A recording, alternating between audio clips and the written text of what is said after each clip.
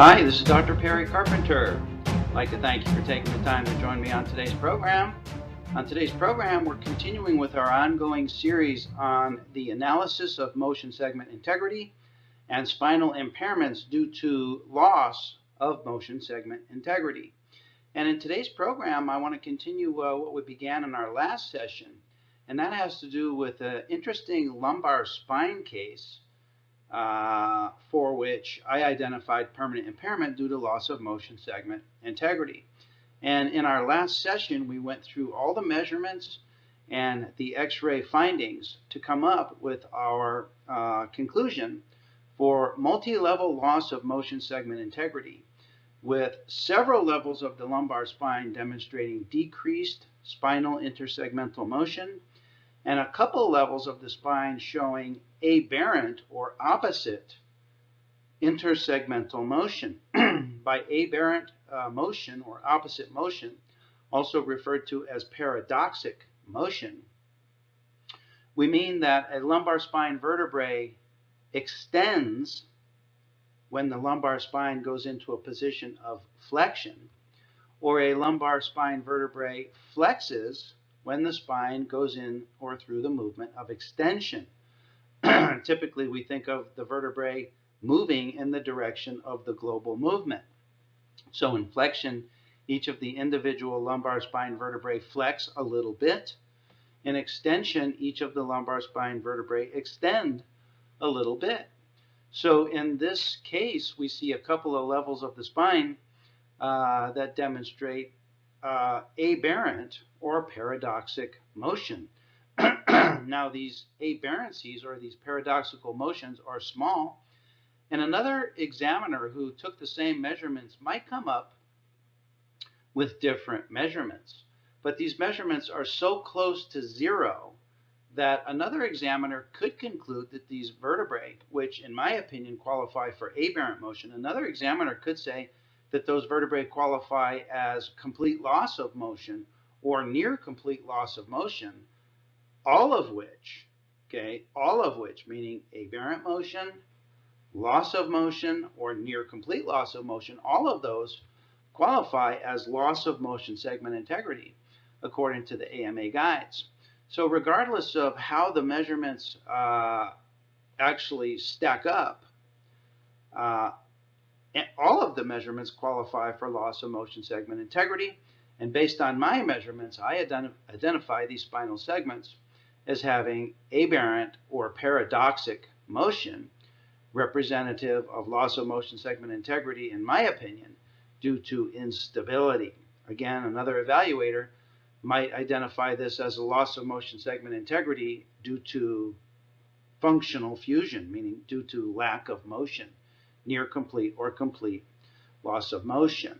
So in moving forward with today's discussion, we're going to go through the permanent impairment and apportionment arguments based upon those findings that there is indeed multi-level reductions of intersegmental motion and 2 levels of paradoxic motion. So let's briefly review the X-rays, and we'll get right into the permanent impairment and apportionment arguments in this case. Okay, so just to refresh our memories, remember that we had a full series of lumbar spine vertebrae.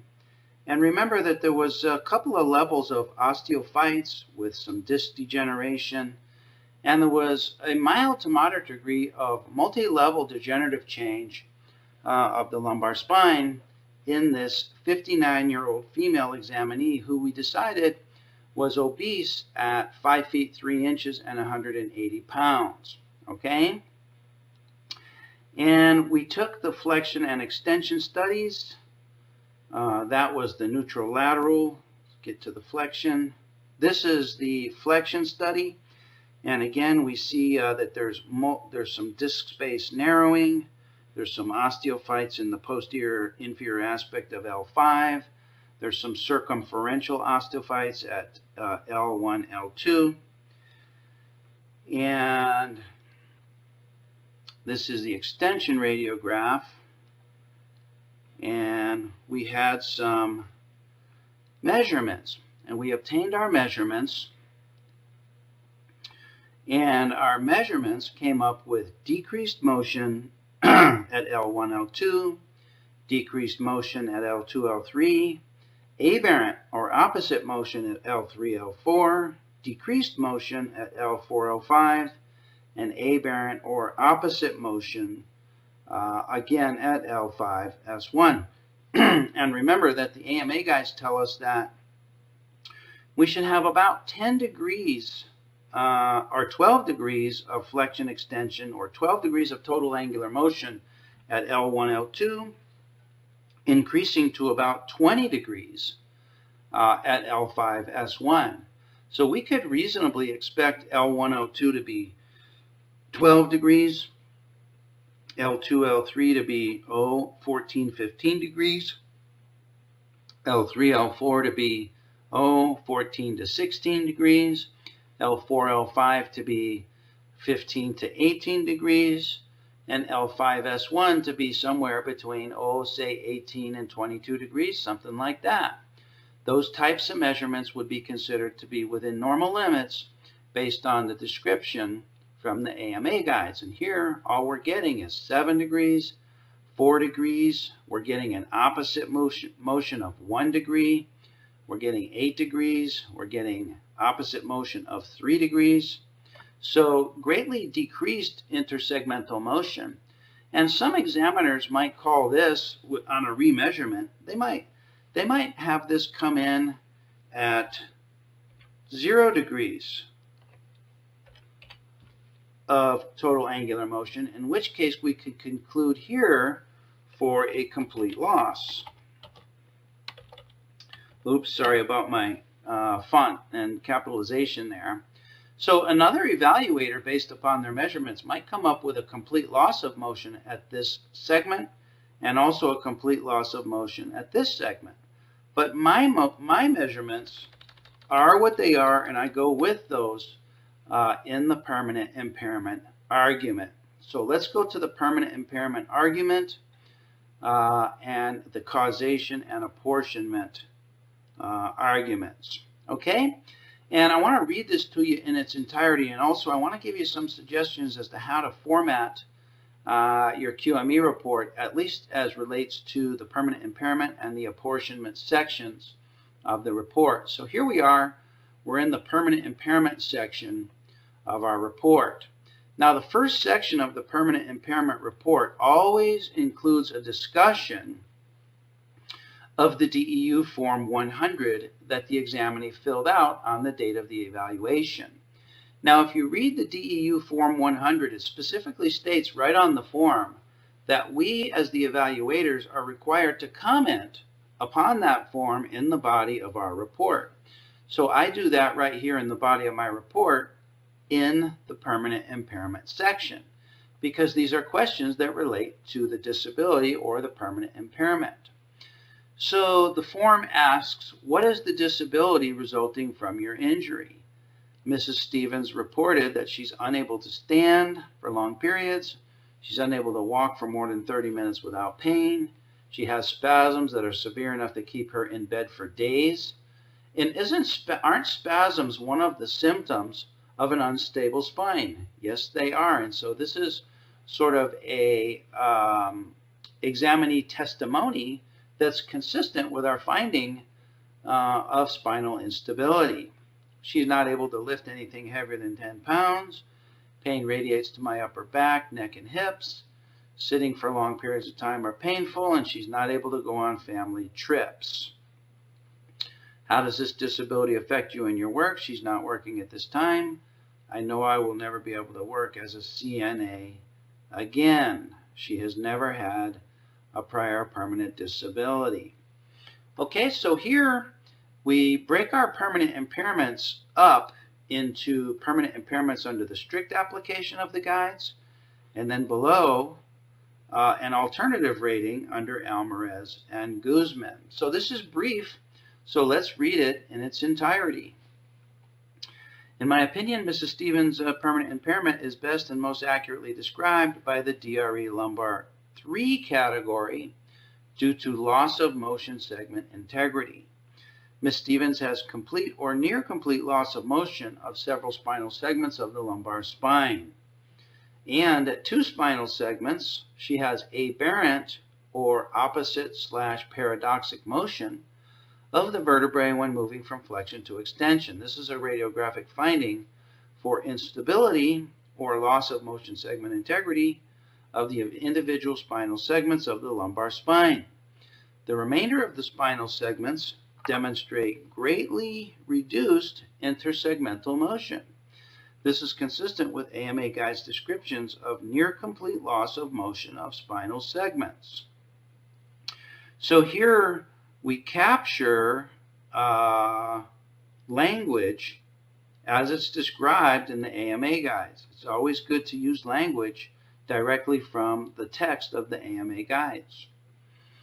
I consider the L3, L4, and L5S1 segments to be symptomatic and the most clinically relevant of the findings, while the remaining segments are simply mechanical compensations for instability of the L3, L4, and L5S1 segments.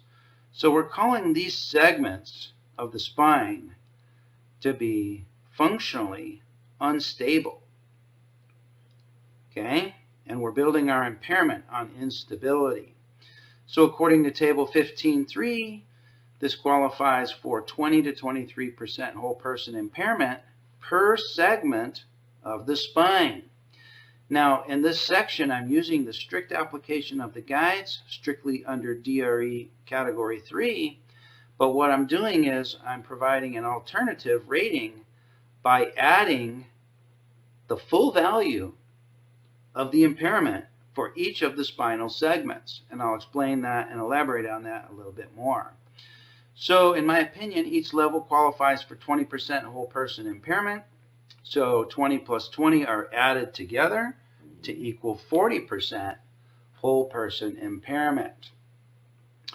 Now here I elaborate on a couple of things. And what I do in this alternative rating section is I provide additional support for my impairment rating, and I provide additional explanation of the possibility that this impairment rating here could be construed as an alternative rating. In other words, it could be construed as not qualifying as a bona fide rating under the strict application of the AMA guides. So let's go through this additional explanation that solidifies this as substantial medical evidence.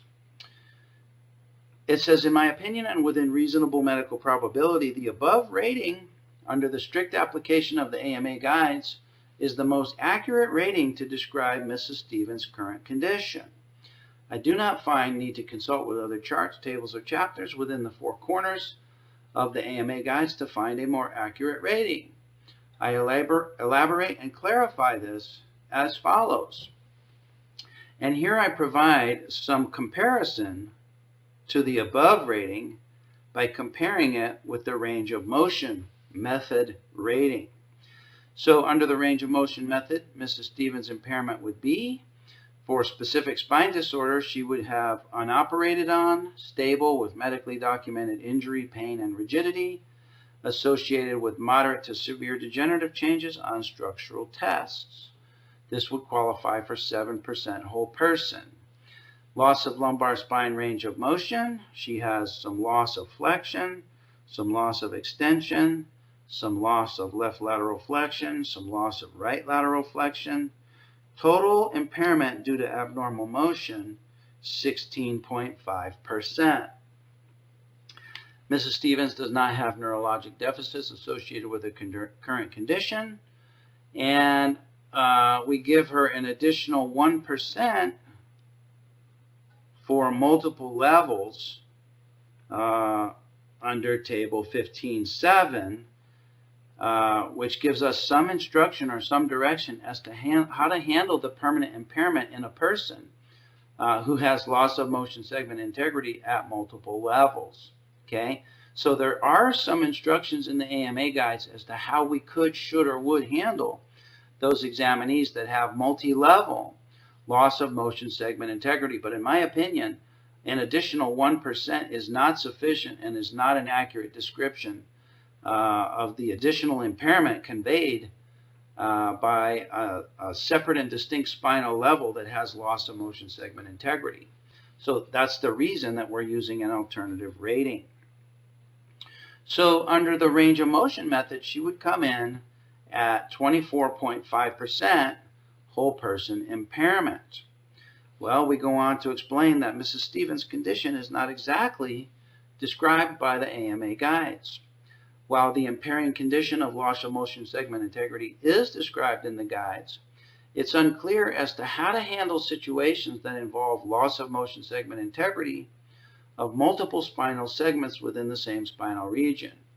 One reference on page 380 advises the use of the ROM method in situations when the examinee has alteration of motion segment integrity, for example, fusions at multiple levels in the same spinal region, and I provide a rating above under the range of motion method. In other words, I do follow the AMA guides and provide an impairment rating according to this reference on page 380. However, in my opinion, the rating under the range of motion method is not accurate and does not describe Mrs. Stevens because she does not have fusions in the lumbar spine. Rather, her impairment is due to the opposite situation of alteration of motion segment integrity in the form of instability or excess motion. In other words, this reference refers to decreased motion. And Mrs. Stevens has excess motion or instability motion in the opposite direction. So I analogize instability to the paradoxic or aberrant motion. Thus, the range of motion method does not capture the entirety of the impact of Mrs. Stevens' impairment, and for that reason, I reject the range of motion method. The DRE category 4 applied to the spinal segments of L3, L4, and L5S1 and added for 40% whole person impairment is the most accurate description of Mrs. Stevens' impairment because it captures the additive and cumulative, number 1, loss of function of the spine, and 2, loss of capacity for activities of work and daily living, which are the result of 2 separate and independent segments of the spine. So I give my reasoning as to why I reject the 1 rating under the range of motion method, and I give my reasoning as to why I consider the alternative rating or my initial rating to be the more accurate description. Okay? And then let's go on to the causation section. In my opinion, and within reasonable medical probability, 60% of the permanent impairment is due to the industrial injury, and 40% is due to other factors. 60-40, okay? So reasons for this conclusion include, number 1, pre-existing conditions. And note the use of topic headlines here in this description. We're going to go through each of these topic headlines. And I've talked about topic headlines in other programs, and you can find video descriptions of topic headline formatting on YouTube. If you'd like more information on how to use topic headlines in your reports, just give me a call, and I'll provide some free references and resources for you on that. It's a very powerful reporting technique. So, pre-existing conditions. Diagnostic studies indicate that Ms. Stevens has pre-existing degenerative change of the lumbar spine as a pre-existing condition. These are described on prior MRI studies and on new X-ray studies. Therefore, the industrial injury of June 6, 2015 lit up and aggravated an asymptomatic pre-existing condition. In my opinion, this pre-existing condition contributes to the permanent impairment, and the entirety of the permanent impairment, therefore, is not due solely to the industrial injury. Number 2, the mechanism of injury. The mechanism of injury supports an apportionment conclusion that some of the resulting permanent impairment is due to other factors. In my opinion, the mechanism of injury that Mrs. Stevens described qualifies as a mild to perhaps a moderate mechanism of injury. Although she describes an awkward twisting and lifting injury, she did not fall during the incident. She did not strike any part of her back on a rail or bed. This was simply a loading and twisting injury. This did not result in rupture or injury to the discs of the lumbar spine. For this reason, it is my opinion that other factors contribute to the permanent impairment, and the impairment is not due solely to the industrial injury. Now, I might have a different opinion if she was hit by a bus, if she fell from a scaffold, if she was attacked by an assailant. All of those mechanisms of injury would qualify as more severe injuries and might cause me to change my opinion. But based on a mild to moderate injury, some of this permanent impairment is due to other factors. Adequate treatment. In my opinion, Mrs. Stevens has received adequate treatment for an otherwise mild to moderate mechanism of injury. In addition to medical treatment, she's had over 12 months of total temporary disability, which is a lot. She's had a lot of treatment, and she had a lot of time to rest, recuperate, and recover. Absent other factors that prevent a return to pre-injury level of function, it's my opinion that the combination of medical treatment and total temporary disability would have contributed to a full recovery to pre-injury status. The pre-existing condition of the lumbar spine, therefore, is contributing to the permanent impairment. In other words, it's the pre-existing condition that's preventing her from responding to treatment, it's preventing her from achieving a return to pre-injury status. For these reasons, it's my opinion within reasonable medical probability that the permanent impairment that Mrs. Stevens is currently experiencing is due 60% to the industrial injury and 40% due to other factors. And that absent the industrial injury, Mrs. Stevens would have today approximately 40% of the current impairment existing due to pre-existing conditions. In other words, if we took lumbar spine flexion and extension x-rays, it's my opinion that she would have some loss of motion segment integrity even absent the industrial injury. It's the industrial injury that worsened the intersegmental integrity, and it's the industrial injury that rendered the degenerative change of the lumbar spine, the loss of motion segment integrity of the lumbar spine, and the otherwise bad condition of the lumbar spine. It was the industrial injury that rendered that condition symptomatic and is preventing that condition from recovering, from a full recovery. And as always, always add a statement of substantial medical evidence so that the parties know that you've checked off all the boxes and crossed all the T's and dotted all the I's to substantiate your opinion. So, doctors, what do you think of that? Now, as I said earlier today, your measurements may have come up a little bit different than my measurements. So my permanent impairment argument and my causation argument are in alignment with and are consistent with my measurements. Had you come up with different measurements, perhaps for complete loss of motion at those two spinal segments, your permanent impairment argument could be completely different. Your causation and apportionment argument could be completely different. But what I shared with you today is an example of a permanent impairment argument and an apportionment argument that's consistent with the measurements that I obtained. And my measurements revealed loss of motion segment integrity in the form of instability, in the form of aberrant or paradoxic motion of two lumbar spine vertebrae. Now, it's possible that I'll get a request for a supplemental report or a request for deposition on this opinion, but my opinion will hold, and I'll defend my opinion based on the reasons that I shared with you today, because ultimately, going back to the basis of the opinion are my measurements. And I'm confident that my measuring procedures were accurate when I did those.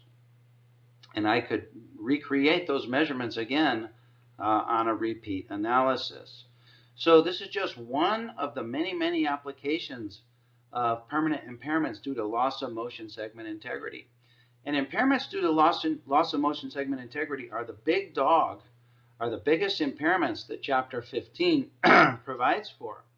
And I really like the permanent impairments due to loss of motion segment integrity because they, more than any of the other impairments, fully capture the full extent of the loss of function of the spine that this impairment represents. This impairment represents great loss of function, great weakness, great restriction in range of motion.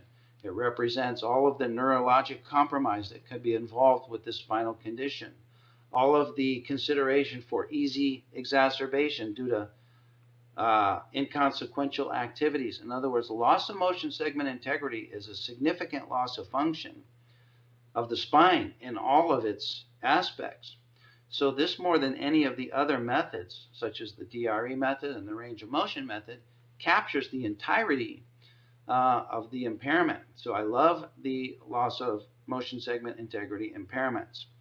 It just bears repeating that many of these loss of motion segment integrity impairments are due to pre-existing conditions. And in our next discussion, I'm going to share with you a fascinating case in the cervical spine that reveals loss of motion segment integrity due to a cervical rib. Well, can a cervical rib be caused by an industrial injury? No, it can't. But a cervical rib can be rendered symptomatic by an industrial injury.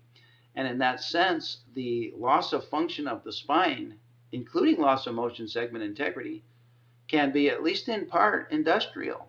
So apportionment in these cases usually is a component of these cases, but not always. It just so happens in today's discussion and in our next discussion on cervical rib, there will be some apportionment due to other factors.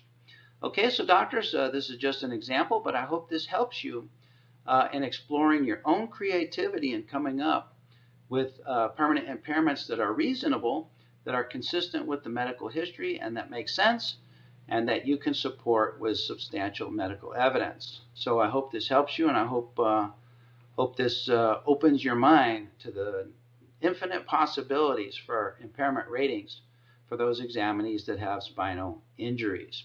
So for now, this is Dr. Perry Carpenter. I want to thank you for taking the time to join me on today's discussion. I look forward to being with you on our very next discussion.